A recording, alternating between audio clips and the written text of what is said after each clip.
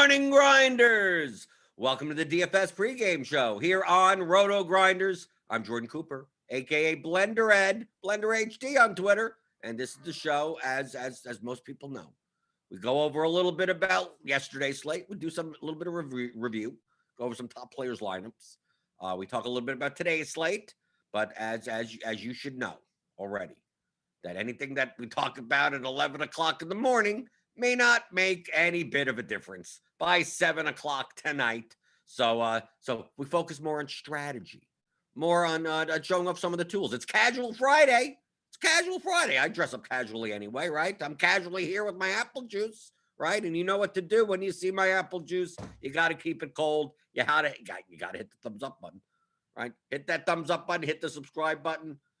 Hit the notification bell to know when we go live. Casual Friday. I got my keep calm and blame variance shirt. Okay, keep calm. So if you had a downswing, right? You had a bad night last night, right? Bad slate. Like it can't be you. It can't be that you screwed up. It's variance. So you blame variance, right? Keep calm and blame variance. So someone made these shirts for me, right? So you can go on Amazon. I think you could search for it. I'm not making any money off of it. I don't even know if that guy's making any money off of it. But if you want one of these shirts, keep calm and blame variance. Go on Amazon and type that in, and you'll find it in different colors.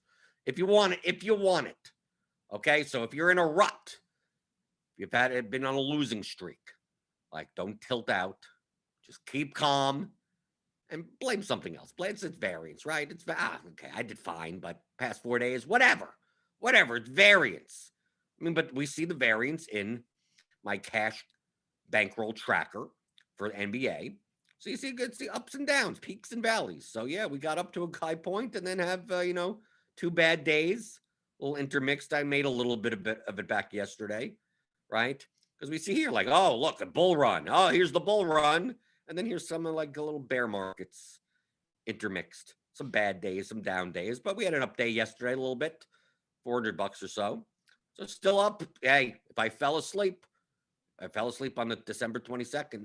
I woke up today and I had 17,000 plus more in my pocket. I'm happy. Or 1.87 return, 9% effective daily ROI. Yeah, it's being primarily carried by FanDuel. DraftKings got to get some work happening. Yahoo is now solidly in the green. So we'll see what happens by the end of the season, right? Right, it's like a stock chart, right? It's like the candlesticks. I should have made some type. I don't even know if you could do that you can't do that in Excel. The candlesticks. There's no candlesticks in DFS, right?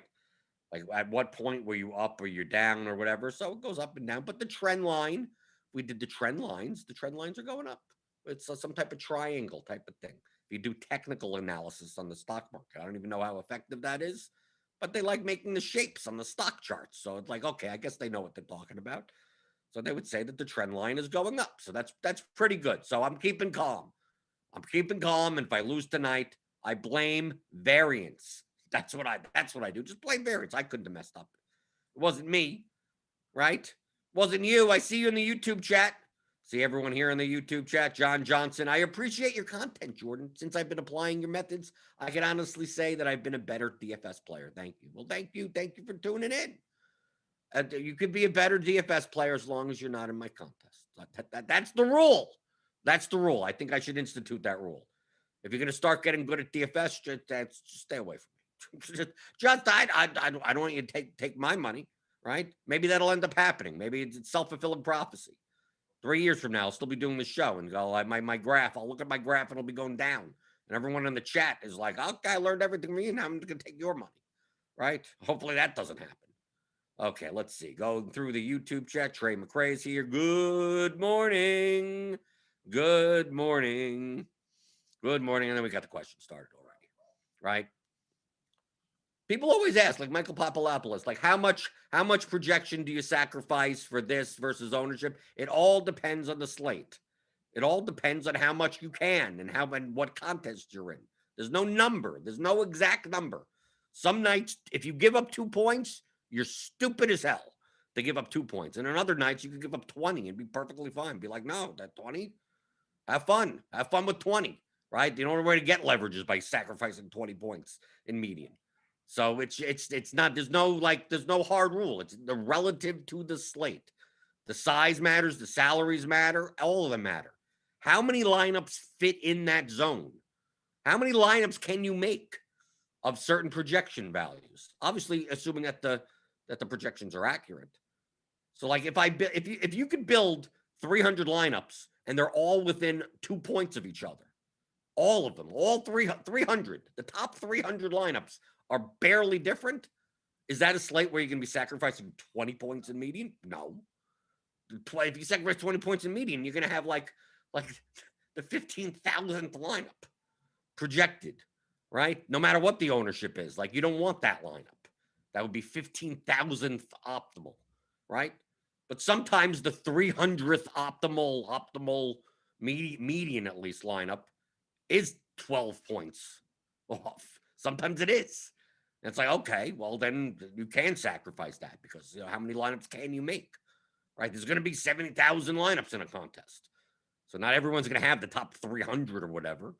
So you have determined from there. So that specific number, there's no, people, what's that number? There's no number. Anytime, the given rule, this is what you should do, okay? There's 2 rules when it comes to questions. That you know that it's a good question or a bad question. Number 1, if it could be answered by a simple yes or no, that means it's a bad question. A simple yes or no. Do you do this? Well, not always. It's none. Rarely it's ever going to be yes. Do I ever make a lineup and I put in all injured players? Yeah, no. Okay. I guess that is a simple no. But for the most part, most questions that have simple yeses or nos is always going to be it depends. And number 2, any question that can be answered with an exact number. How many unique players do you? Well, it could be answered with an exact number. Then it depends. It depends on the slate, right? How much salary do you use? Like, well, most likely you're going to be using an NBA most of your salary. But you're playing these 2-game slates and there's the super value, and maybe you have to prioritize, duplication in large field GPPs, and you just spending 47-2. That's actually a plus EV lineup on that slate at that moment, right? So you could sacrifice, you could leave 2,800 on the table. Right? It still projects well. It's low owned and it's unique. Okay, you're good. There you go. You have to fit those constraints. The salary doesn't matter. But most of the time, I would say that you're spending most of your salary. Right? If you're leaving 200 on the table, okay, whatever. Don't sweat it. Right? But you're most likely not building lineups on efficiently priced slates where you're leaving 1,500 on the table. You're most likely. That's why I said most likely. That's not 100%. You're most likely. It's going to be hard to think of situations where you wouldn't be, but I don't want to rule out by saying yes or no. So that's the general rule when it comes to, asking questions and learning, how to play DFS game theory wise. There's no 100% or 0%. You're rarely going to get that. And a lot of stuff is in that 40 to 60% range, where the correct answer is not like absurdly correct. It's like, well, I'm more likely, right? Like last night, like if you play, look at the Bucks last night. If you played Giannis and Middleton and DiVincenzo together, that was great. Their ceilings are negatively correlated with each other, but negatively correlated doesn't mean that they all 3 of them can't get there to hit their ceilings at the same time. It just means it's lower probability. So can you play all 3 of them in the same lineup? Yes, you can. It lowers the probability. Oh, I got to avoid the lower by what? 6%? I mean, like what? Not like dramatic. Enough so that maybe you wouldn't play all 3 in the same lineup, but they could still get there. On a 6-game slate, if you played all 3 in the same, okay. 11-game slate, maybe they're better options. Maybe you don't need to play one of them. There's another stud. You don't have to play Giannis. So you're playing Middleton and DiVincenzo together. So there's a fine line there. So do you always avoid that? No, of course you don't always avoid it, but I'd be more likely not to play all 3 together. The same thing we had the situation with the Knicks last night. Derrick Rose, Emmanuel Quickley, and Alec Burks. And Nikilatina, he came in. And then obviously Burks got hot, so he got there. Quickley scored a ton of points in only like 20 minutes. It's like all for their prices, all three guards got there. But in different, their minutes aren't even correlated, right? They're negatively correlated to minutes. So it's like I can understand in cash games playing all three. GPPs, it's kind of hard to imagine playing all three. Maybe you play two because they're cheap enough. But most likely, I'm just playing one, right? Most likely. But they all happen to get there. Oh my God! I did negatively correlated. It just means It just means they're low. It's lower chance. You're losing correlation. So if you already have leverage, right? If you already have leverage, and you already have projection, like who cares? So you don't need to also have, eliminate negative correlations. But if you have a lineup that is like, well, this may be a little too chalky, right? It may be a little too chalky, or poorly projected or something. Like maybe you don't play all three together. Then you maximize against negative correlation. It's more the tiebreaker type of things. Maybe you're building a lot of lineups that you're playing a lot of Bucks or you're playing a lot of Knicks, the Nuggets or something. Like you had Jokic and Porter and Monty Morris, even Will Barton on FanDuel. He only scored 9 points, but he got into foul trouble. Can they all get there at the same time? Yes, they can. It's just a lower probability.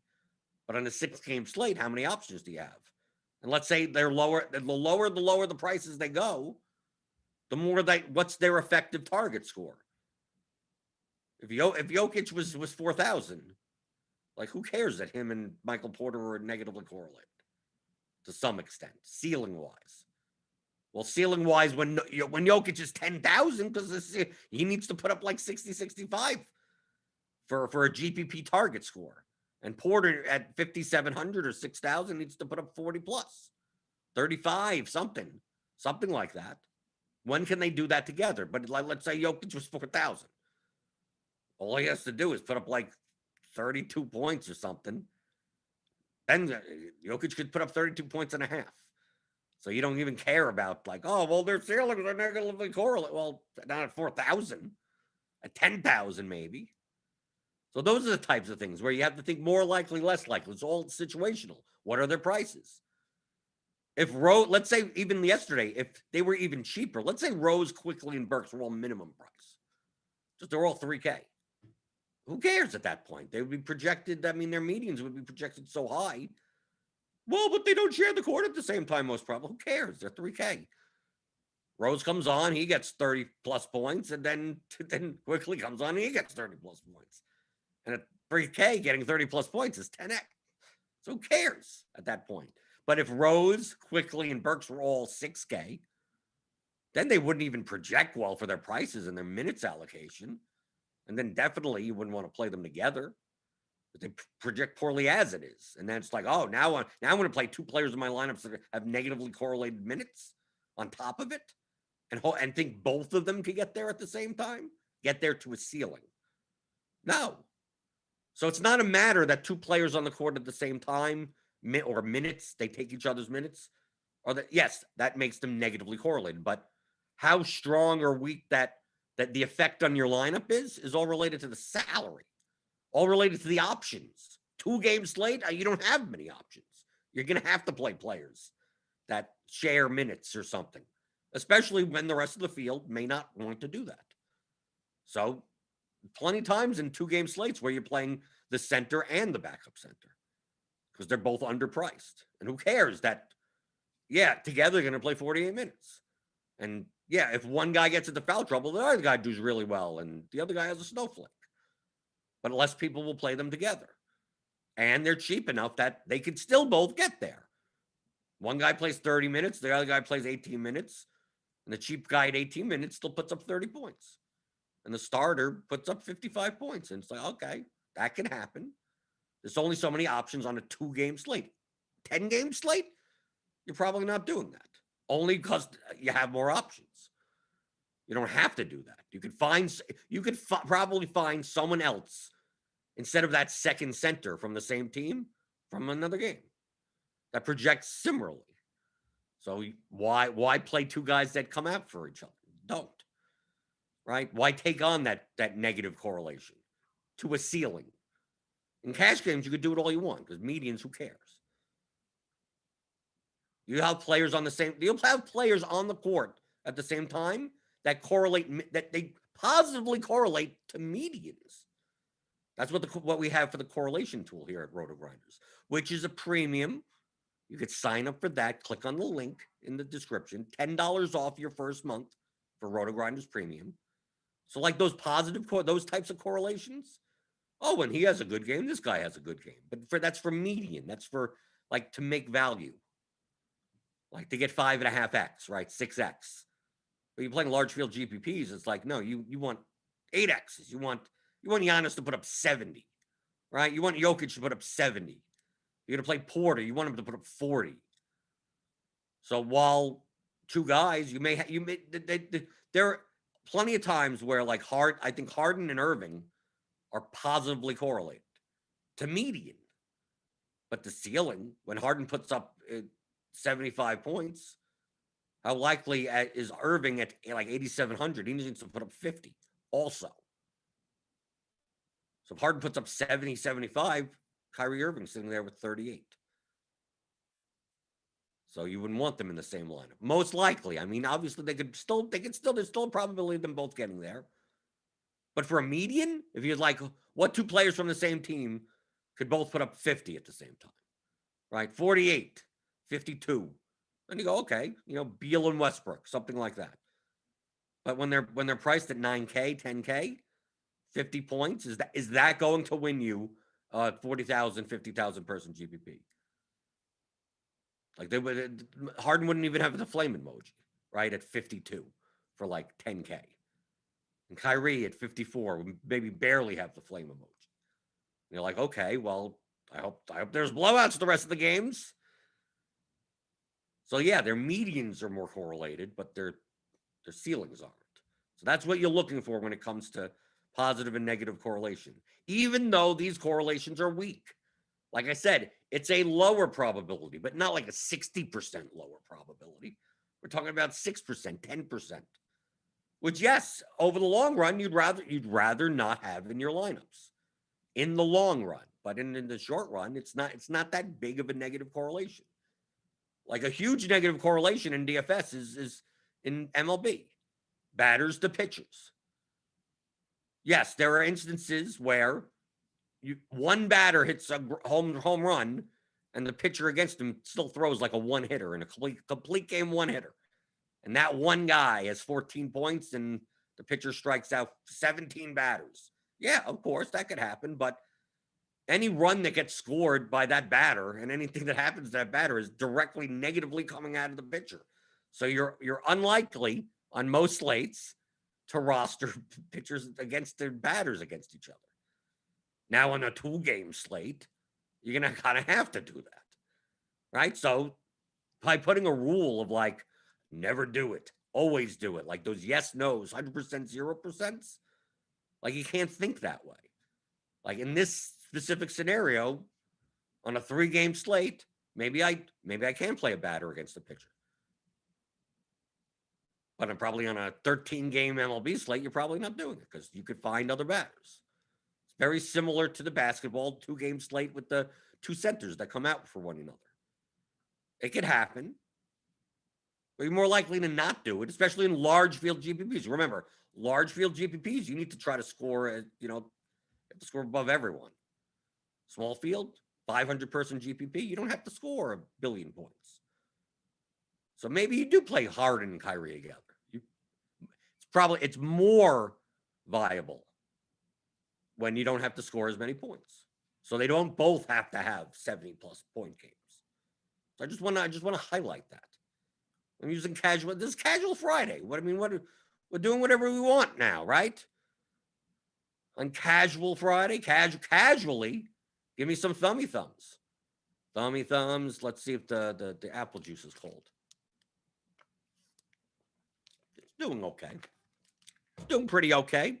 Looking through the YouTube chat. Hip Power up $660 this week using your concepts and strategies. Thanks, Blender. Well, it's not my concepts and strategy. I'm just teaching concepts and strategies. I didn't make any of this stuff up. right? I didn't make any of this stuff up. This is just game theory. This is math. I didn't invent math. I'm sorry. I can't take credit for that. Maybe some of the terminology. I don't know if anyone else uses relative value. A lot of people use leverage. Like that's a term that it's technically incorrect. Oh, I'm going to take this guy and create leverage in my lineup. So it's just we use that as a blanket term for like the sum or product of ownership in your lineup compared to the rest of the field. Like it's not exact, it's not leverage, but we use that term. I guess in the industry we use that terminology. It's not completely accurate, but it's better than having different terms. It's just easier to say there's three things: projection, leverage, correlation. And you don't, well, it's really relative value. And there's like, well, what's relative value? And then you have to explain that. Then you go EV and they go, what does EV stand for? Well, it stands for expected value. What's expected value? It's like if you don't get expected value, you're going to be lost. And that's why you go to theoryofdfs.com. You can get my 15-hour audio masterclass. Teach you all the fundamental concepts of expert level DFS gameplay that will completely revolutionize your process and put yourself on the same footing as the pros. It's sales copy. It's true. How to think like a professional DFS player. I mean, it's what I do. I show you. I mean, this is my cash game sheet, but I'm up like 10, 15 grand in GPPs. Not a bad start to the year. Nice, 30K or so start to the year. But of course, I could go on a downswing and I could be back down to right. Start a baseball season, something. Bad three-week run in NBA. It's ups and downs.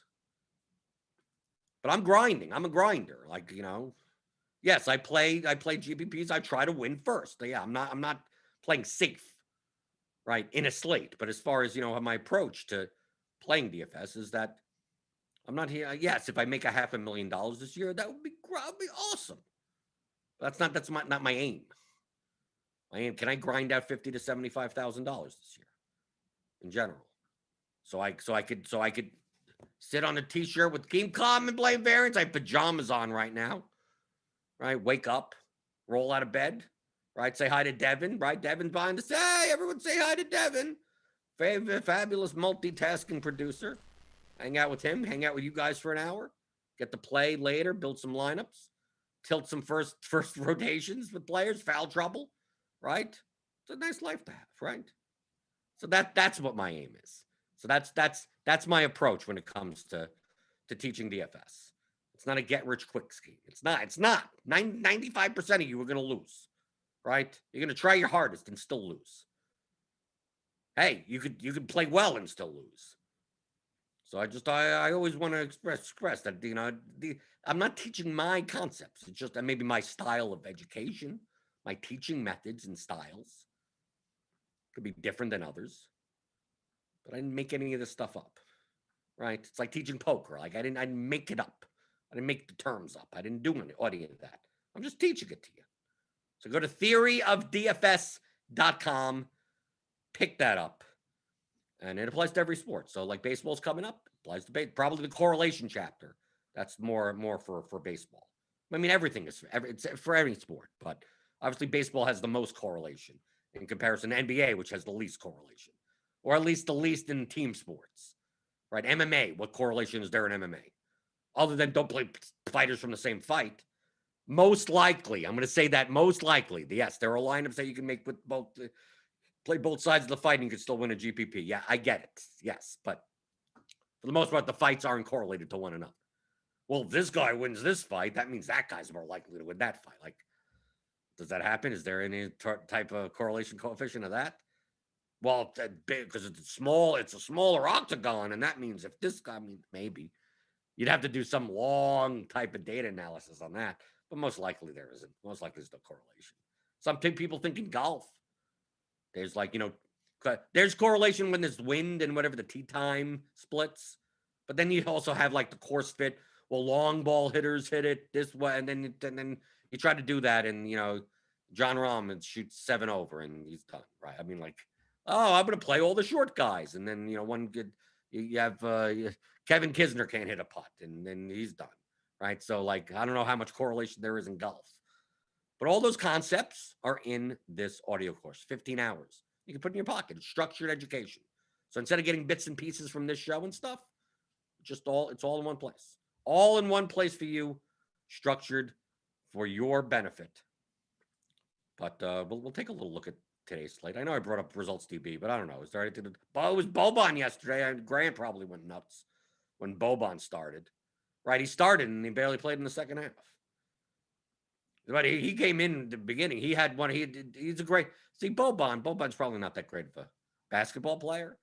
DFS wise. I mean, because I love seeing the play-by-play, and it's like rebound, tip, rebound, tip, rebound, tip.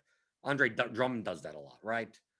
Where you get like 10 fantasy points on like essentially like 10 seconds of play. Because it's just like rebound, tip, rebound, tip, rebound, tip, put back, like that type of thing. And then getting the rebound at the other end, and then getting a steal, and then they only play 17 minutes. Let's see. Go through the YouTube chat some more. Let's see. Rob B said, "Ugh, Blender, I was winning 20K in Golf Showdown until the last 2 holes." Well, that's Golf Showdown. You have to wait till the end. Was going to send me a bucket of wings. That's it? You're going to win 20K and just send me a bucket of wings? Why a bucket of wings? Do you know if I like wings? What are you going to send me a bucket of wings for? That's kind of a weird thing to send, right? Let's see. Going through the YouTube chat. People are asking about picks and whatever. There's no picks on the show. And you're playing lineups, not players. Always remember that. You're playing lineups, not players. Let's see. Going through the YouTube chat. Hey, bro, high five. Probably a dumb question. No, there's no dumb questions, only dumb people. Okay, just always remember that. Okay. How do you know if your lineups, right? I'm basically saying that maybe you're a dumb person, right? How do you know if your lineups that were lost were plus EV? You can never really be that sure. I mean, if you have a great projection model and you do some back testing, you can and do some simulations. You can. I mean, it's still theoretical at that point. You have to assume that the model is accurate. But for the most part, that's why I go through results DB. Right? That's why I go to top players. I go to guys that they also have their own models. Like Squirrel Patrol, doesn't just use RotoGrinders projections. He also does his own. So look, okay, what types of lineups did Squirrel Patrol make? What types of lineups did Uticow make? What type of lineup did Chipotle Addict make? Right? That's why I go through them. Did they go in similar directions? And remember, not the players. How were the lineups constructed? Right? De'Aaron paying up at point guard with De'Aaron Fox. Rose, quickly. I mean, still chalky chalk here. Went down to Bagley. Alec Burks, DiVincenzo, obviously. Bryn Forbes. So more of the... I mean, a lot of this stuff could have been pivots and late swaps off of DJ Augustine, because remember, he got ruled out. So a lot of people were stuck maybe with a guard spot heading into the last 2 games, and then they just I got to go somewhere. I guess DiVincenzo or Forbes or something. Right? So that's why you look at results DB. If you see that the lineups that you made last night were very similar to lineups that top high volume profitable players made, then there you go. Blame variance. Then you can blame variance. And I'm not talking about the winning lineup of the contest. I'm talking about top players. Right? Uticow could have lost last night. Horribly. Never cashed any of his lineups. But don't you want to have the same results as Uticow? I mean, yeah, it may not have happened tonight, but how did he make lineups? Did you make lineups similar to how he make lineups? If the answer is yes, what else are you going to do? If I had to ask you, would you like to trade instead of you making lineups, you would trade places and have Uticow build your lineups for you? Would you like Kobe for MVP to build your GPP lineups for you? Would you like Squirrel Patrol to build your GPP lineups for you? Seeing how well they do in the long run over the course of a year. You'd say yes. Okay, so then then that's why you go to results DB. So did you make lineups that were similar as if John Squirrel Patrol came to your house and made the lineups for you? Did they look like his lineups to some extent? The answer is yes. Then what are you going to do? What, not play like some of the top players in the world? No, of course. But then the top players in the world aren't going to win every day. They're going to lose most of the time. People don't seem to get that. Even all the top players lose like 80+% of the time in GPPs. Right? It's about winning first. About winning first. You're going to lose 80, 90% of the time. But when you win, you're going to be up there. That's the point. So that's the goal. So to compare, can you get an exact EV metric? No. But that's why I go through results DB. Oh, with this news, how many lineups did this guy make with this? Like E. Hafner said, screw Michael Porter. So it's like, okay, so how did he handle power forward yesterday or small forward? And I go through and I go, okay, Josh Richardson, but he was owned also. So he got okay, here we go. Here's some like Brunson, Ball, Fox, Murray, Burke, Stevens. So these all look like balanced lineups. He had Luka as leverage, right? At 10% owned versus Giannis. He had all the Giannis, but barely any Harden and barely any Jokic. So basically that it was a more Jokic fade type of lineups. So if he faded Jokic, he had all the Boban. So he had his center spot covered, and he could always obviously use Giannis in the center spot. He had some Bagley that you could use in the center spot. He had Embiid in the center spot. So yeah, E. Hafner was getting off of the Jokic poured like the Nuggets, the chalkier Nuggets guys, and then building around there. But still played plenty of Boban and Giannis, right? Still had Derrick Rose, right? Still had some of these guys. So that's why you take a look and you go, okay, these are the types of lineups. Did you build lineups like that? The answer is yes, then good for you, right? But if you look at your lineups and it's like you just jammed in chalk and bad value and stuff, or maybe then you look and you go, maybe playing a 25% on Harden wasn't the best choice because a lot of top GPP players did not play Harden, at least in GPPs. So to me, that's how you judge. That's why I review. Look at what the top players are doing. Not the top lineups. Not the lineups that won, but the top players. Let's go through the YouTube chat some more. Say hi to the podcast people. Podcast people can't see me waving, right? They don't show up here, right? Well, that's why I answer your questions. It's Casual Friday. I'm going to casually answer your questions, right? Let's see. Going through, people are answering each other's questions in the chat. That's fine. Let's see. People are helping each other. Right, Johnny Compton asks, I said this before. He says, the winner in my DK single entry GPP had Burks, Rose, and Quickly together. Is that a negative EV move that worked, or were these guys cheap enough? They were cheap enough. It's lower probability, but not that much lower because they were all cheap enough. Would I have done all three in the same lineup, even in single entry? No. But two, I would have. Yeah, why not? It was the chalkier type of construction, paying down at the guard spots and paying up for Giannis and Jokic. But if you wanted to build that type of lineup, then that made sense. But the winner, I guess, Johnny Compton, had to have something different in there to put him ahead. I'm assuming like a DiVincenzo or something like that. Some lower owned player to get first place.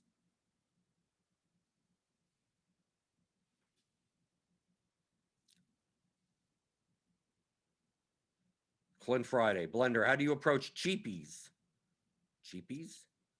For say 20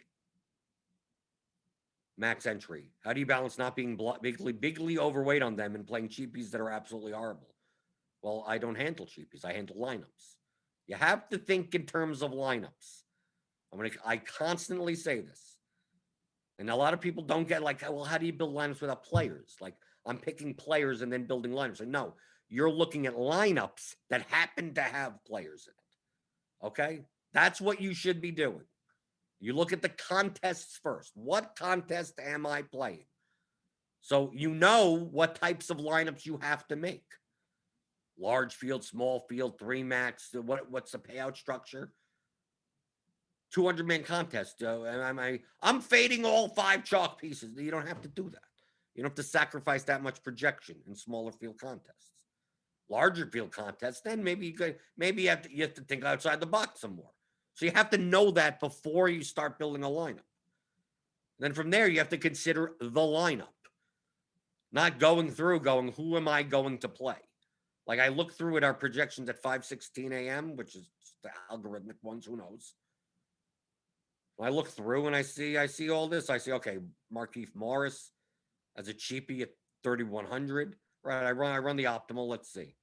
I get Maladon, SGA. Yeah, Horford's going to sit, right? And Diallo's out also, right? He's out, I think.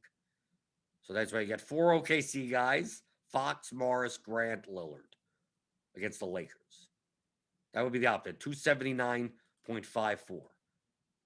Okay, we don't have any ownership, right? We never get ownership until the afternoon. So my goal is to, like, okay, this is my baseline. So if I'm playing single entries, like maybe I could sacrifice 4 points of projection as long as I get lower ownership with it. Of course, we don't have the ownership, so I can't judge that now. So if I build 20 lineups, just with defaults, just whatever, I'm going to get Markieff Morris and SGA in all of them. I'm going to get 4 OKC guys, right? So the top one is 279.54. I'm going to go down to the 20th, 277.54. If the ownership was lower, significantly lower, this would be a better lineup. Like this.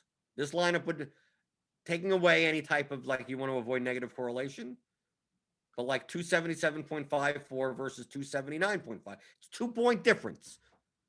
2 points. If I could lose 60% of ownership for just a 2-point difference, give me this lineup. This would be my single entry lineup. This. And I'm saying this, and I'm waving my mouse. Okay, understand why I'm waving my mouse. Because I didn't even look at the players. Like, I'm covering my screen. If I covered my camera, cover the names, just cover them all. All you have to do is look up top, and you go 277.54. What's the ownership? Compare it to the whatever. And say, I'm sacrificing 2 points to gain X amount of ownership. I'm still towards the top. So this is more of a single entry type of lineup. But if I'm gaining enough ownership, there you go. There's the line. Like, well, I didn't pick Kemba. I didn't pick any of these players. I did not pick any of them. You saw me do it, right? I'm not hiding anything. Didn't pick anyone. It happens to have Kemba, Shai, Kenrich, Jeremy, Pascal, De'Aaron Fox, Harrison Barnes, and Markieff Morris. It happens to have that. But as long as the math works out, that this would be a plus EV lineup that I believe, assuming the model is accurate, and the projections, both ownership and player projections, are at least reasonably enough accurate, that I would believe that this lineup would be good for a single entry GPP of less than 1,000 entries. And you're done and enter this lineup. Or it could be this lineup. Kemba, Shai, you got PJ Tucker here now, and Curry. It's a 2v2 of some type, right? What's the ownership of this? Maybe the ownership of this lineup is actually lower than that. So maybe this is a better lineup because it has 0.1 projection higher. And you go, well, I don't want to play PJ Tucker. Well, according to the projections, that's his projection. Or if you say the difference between these two lineups is so marginal, I'm going to play the one without PJ Tucker because I just don't want to play PJ Tucker. Fine, then do it. You're going to find another lineup that's requisite. Here's the one. Here's up. It has 5 OKC guys. That may be a little too much, but I mean, based on their projection median wise, why not? Why not do it? So you're looking at lineups. You're not looking at players. The players are already projected. They're already in there. They're already done. Like, they're numbers now. Don't worry about the player names. They're just numbers. And the lineups together. Yes, in this lineup, there's PJ Tucker, but there's a reason why PJ Tucker is in this lineup. So you could fit in everyone else, right? You can't fit in everyone else without $3,500 PJ Tucker in your power forward spot. It is what it is. Now, you may find that you don't get enough ownership discount over these lineups. And then you have to go even further. So not 277, maybe you have to go down to 274 before you get any type of significant ownership discount. Because some of the players are way too projected well and chalky. Markieff Morris is projected right now, at least of right now, as a 7x. So it's going to be hard to gain leverage without fading him. But now you're fading a $3,100 player. So, like, You're not replacing him with another $3,100 player. What you're doing is Xing him out. Let's see these Markieff Morris lineups, non-Markieff Morris lineups. What do they look like? So here, 276 is the highest. Still has a ton of OKC guys in it. Right? We just got a lot of OKC, ton of OKC. A ridiculous amount of OKC. So like here's one with 2 Pistons. Maybe now it's 274. So you'd have to check what the ownership sum is and compare it relatively to the other lineups. And play this line. There you go. There's a lineup. You're not playing Mason Plumlee. You're playing this lineup, this whole lineup. Happens to have Grant and Plumlee in it. It happens to have Fox and Barnes in it. And there you go. That's the lineup, not the players. Now, obviously, the players that are higher projected relative to their salary, point per dollar, RGV, smash percentage, are more likely to be in your lineups, right? Because you need projection also. Right? You can't sacrifice it all. I don't care about the rest. I'm 50 points below optimal. Like, just throw your money away at that point. But they're all 1% down. Yeah, the probability of that happening is few and far between, right? Now you'd have to get paid like $5 million for your entry in order for it to be worth it to play that type of lineup. So you're not picking players. You saw me. I was right here. I didn't pick anything. The only thing I said was, let's see if there are non-Markieff Morris lineups that are playable. Let's see if there are any non-X out all the Thunder and see if there's any lineups that don't get any Thunder players that project well enough. You'd be doing it in a large field GPP. They'd probably be owned. So you're going to get leverage by not playing any of the OKC guys as of right now. And see what the projection is. We could do that. I mean, look, I could go to build rules. I could player per team. I'm going to go to OKC. Where's OKC? I'm going to go down to 0. Okay, build 20 lines. So we're not going to have any of that OKC stuff in there. But look, we're down to 275 now. But it's doable, right? You X out Markieff Morris also. What do these lineups look like? Now we're down to 269. So now we're starting to take hits. But most likely, if Markieff Morris ends up being super owned and the OKC guys are super owned, like this type of lineup will have barely any ownership. Does it mean that these are the best lineups to play? No, but for large field, maybe you make some of these lineups. I take a look at this lineup and I go, okay, Ellington, Grant, you have to play PJ Tucker in your center spot, right? I guess they could get there. Derek Favors. I mean, yeah, you're in trouble at center. Well, Rudy Gobert's here, but then you're still playing PJ Tucker. But according to the projections, these would be the types of lineups. I mean, this lineup isn't that bad. Walker, Ellington, Barnes, Tucker, Gobert, Fox, Hayward, Curry. Seems fine to me. And look how much meaning we're giving up. We're giving up like 11 points, right? The first one was 279. So this Curry lineup down here is Jonas Valanciunas, a similar lineup like this, 269. Now check the ownership sum. The ownership sum is significantly lower, then fine, you're giving up 10 points. 10 points of projection. But if the OKC fails, if all of them fail, and Markieff Morris, has 12 points for 3,100, here's a lineup that can win. That's why you're sacrificing the projection.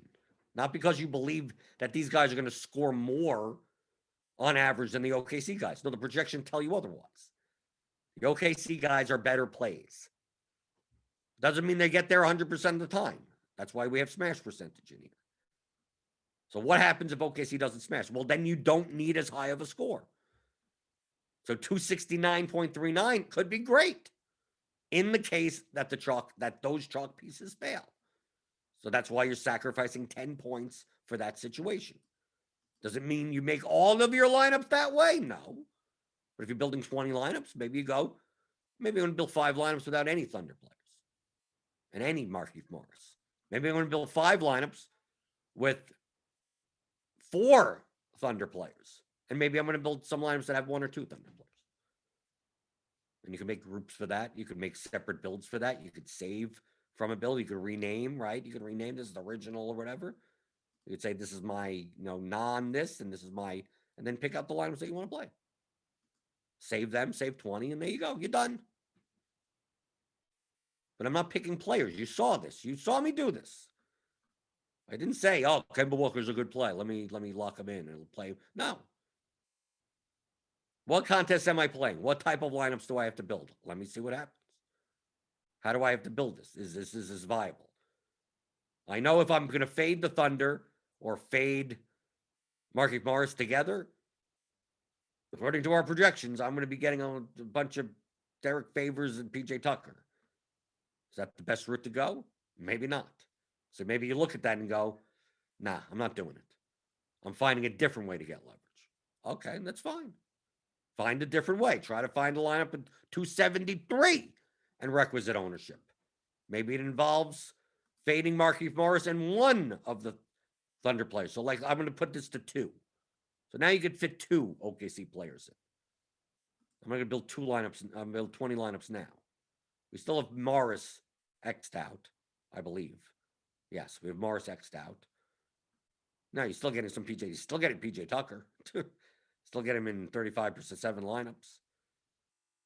Still get Derek Favors. Let's see if we can find a lineup that has neither of them. Okay, here you go. Kemba, Kevin, Herter, Barnes, Fox, Williams, Roby, Grant, Curry. Doesn't seem bad to me. You take a look at the ownership, which we don't have now. You're sacrificing about 6 points.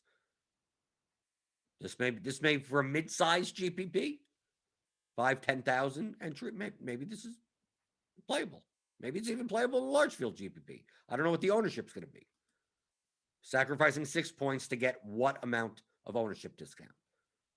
Then you look at the next lineup. Okay, there's PJ Tucker. You don't want to play PJ Tucker. Here we go. Fox, Ellington, Kenrich, Grant, Gobert, SGA, Barnes, Hayward. What's wrong with this lineup? Sacrificing another point of projection. Are you getting the requisite ownership discount for the extra point that you're offsetting? If you are, great. Play the lineup. You could go through all of it. There's tons of lineups. I mean, you could do this for hours. And go up to like this lineup. I like that lineup. I like this. And then you save them all in save lineups. Then you can see, then you start talking about diversification. Now that you see the types of lineups that you want to play that seem, based on your model, based on the projections being reasonably accurate, seem to be plus EV for the contest that you're playing. Now it's a matter of now you have to mitigate your risk if you want to. You save 20 lineups, and next thing you know, you have Kemba Walker in all 20 lineups, which is fine. It doesn't mean you like Kemba Walker. Just so happened that the lineups that you did like this happen to have Kemba Walker in it. But of course, you could find 20 more lineups that don't have Kemba Walker in it, that fit the similar parameters. So maybe after saving 20, you go, well, maybe I don't want my whole night, my whole slate riding on Kemba Walker.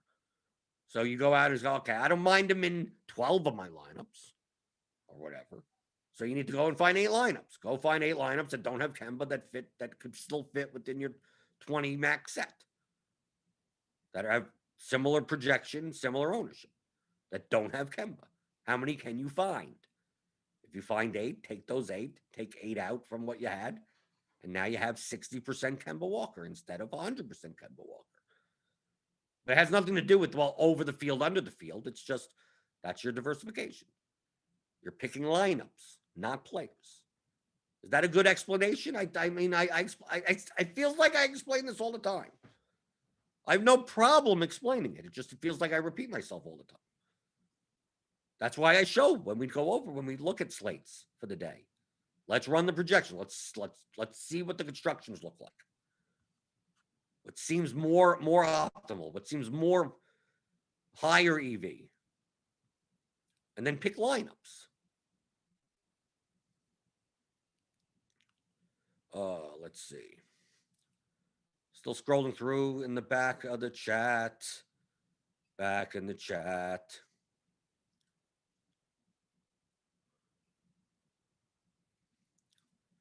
People are talking about cash lineups. Yeah, in cash games, you don't care about ceilings. Medians are fine. If you trust your model, The highest EV lineup will be whatever the top median lineup is. But of course, that doesn't take into account the standard deviation of players. So it could be high variance doing it that way. But theoretically, mathematically, like I said, I pressed, here you go. I'm going to reload just in case the projections got updated in the morning. We're still at 516. Let's see. Yeah, we're still at 516. I'm going to put Morris back in.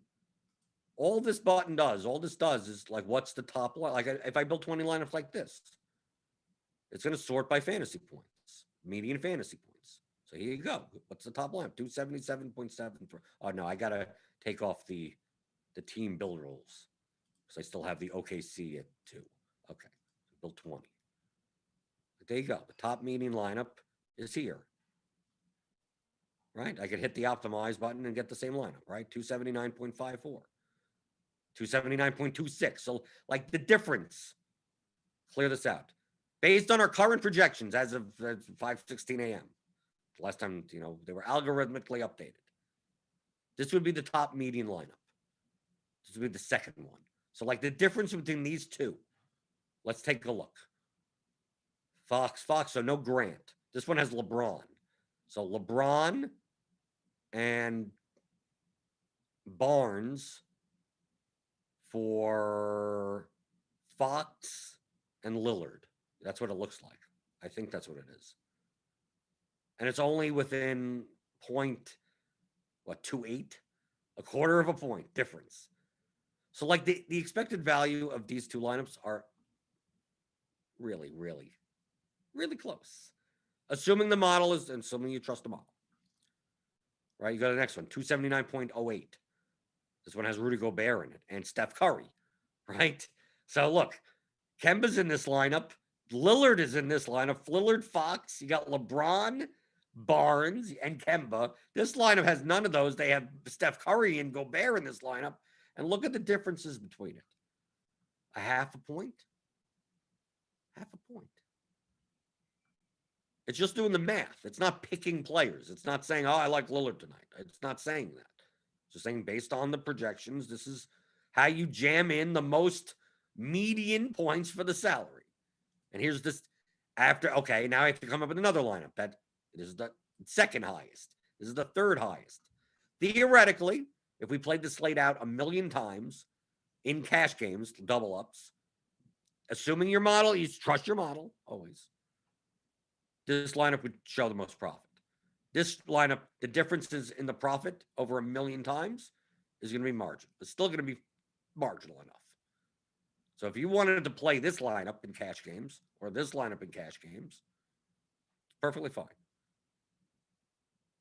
Even if we played this out 100 times, you're probably not going to see the variance between all three lineups. Who knows? That you're going to realize that EV maybe over, if you played the slate out 1,000, 10,000 times. And then it's only going to be marginal. If we played it out 1,000 times, all three lineups could be profitable. The first one may be slightly more profitable. Slightly. Now, for ease sakes, if you care about that slightly more, whatever, and you trust the projections, this is the lineup that you should play in double ups. But if you looked at this lineup and said, I don't want to play 4 OKC players or something, and you wanted to play the one with 3 OKC players, this one that's less than a half a point below it, I'm going to play this in cash game. That's perfectly fine. This could be a profitable lineup also. The differences in the lineups. The players, it's a 2v2, 3v3, but mathematically, they're really close to each other. So if you wanted to play this, if you didn't want to play I can't possibly play Kenrich Williams. Then find a lineup without Kenrich Williams. I don't want to play Kenrich Williams in cash. So you X them out, and you run it again. Here you go, 278.33. Walker, SGA, Barnes, Roby, Morris, Maladon, Grant, Curry. Done. Play that. There you go, in double ups. Of course, you're sacrificing over a point in projection. But that's still, it's marginal enough. If you wanted to, Kenrich Williams may be a more volatile player. And so you're like, I don't want to be stuck with the 6-point score. So you play this. You could choose, and that would be perfectly viable. I've told you what I do this season, what I'm doing this season. I just use whatever the projections say. That's what I play for cash games as a baseline. Because if I can't even beat that with my choices, then what's the point? But that's what you'd be doing. So this is still, even throughout this explanation, this is still lineups, not players, right? It's still lineups, not players. So I'm just going by the numbers, what the numbers are. I trust the model. There you go. Done. Names don't matter. They're just names in a spreadsheet. Who cares? Any last questions before we get out of here? I still have to scroll back. Always have to scroll back. Let's see. But that's why you see a lot of similar lineups in cash games. I mean, like, especially when there's heavy value, where it's like it's so obvious. It's not obvious on the whole lineup. It's obvious that there's like 3 guys that are distinctly underpriced. And once you plug them in, like they only fit certain positions in certain salary ranges. You see that on FanDuel a lot. Oh, once you play this guy, this guy, this guy, and it's like, well, how do you not play? You're paying up here, you're going up there, and then sometimes it's a 1v1, but I mean, that's what happens. Basketball projections across the industry are all not all that drastically different. So you'll get, in cash games, people that trust in projections get very similar lineups, or the exact identical lineups, without even talking about it. Right? If you use RotoGrinders projections as your only source, which you could get as a premium member, sign up in the link in the description, get $10 off your first month. And you just say, I'm just whatever the projections tell me, whatever that knapsack problem solves the math problem, and that's what I play in double ups.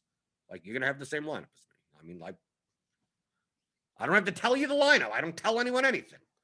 I don't tell it. There's nothing. I don't say anything.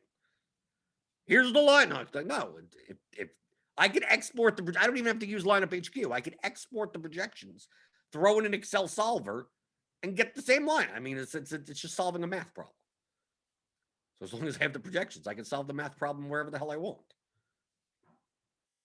So if you're going to do that with one projection source, there are a lot of guys across the industry make their own projections. Maybe compare projections and aggregate them together, and then go, once I average them all out, what's that? And you'll see that type of lineup. So you'll see that duplicated 7 times in your contests. That's how those lineups, that no one talked to each other. It's just like, yeah, if you take this model and that model and you mix them together and average them out and then solve for X, the lineup's a 2v2 of this line. I mean, like, it's a different lineup. And then there you go. And then you see that 12 times. All without talking to each other. No one's texting lineups to each other. So you're solving a math problem. Imagine you're in math class.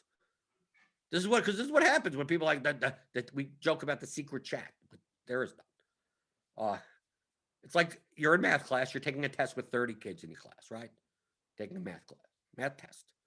No one's peeking over each other's shoulder, and you're solving a problem, and you hand it to the teacher. You know what should happen? All 30 students should have the same answer. It's a math problem, right? The teacher's not going to go, well, you guys all must be cheating because you all have the same answer to the math problem. It's a math problem. It should have the same answer. 2 + 2 = 4. Everyone has 4. Did everyone talk to each other? No, it's 2 + 2. Like, no one cheated off each other. Like, how else are we supposed to? Right. If you're using the same projection, if you're using the same projections and you're like, solve for X, well, that's what you're gonna get. I don't have to talk to anyone to get it. Let's see. Going through some of the old questions, because I'm way behind. I had to scroll way back.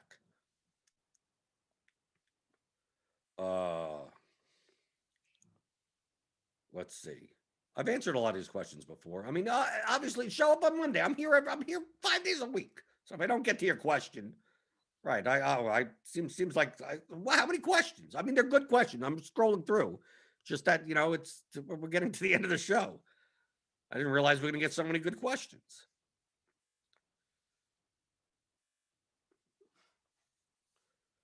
Let's see. Anything we could end on?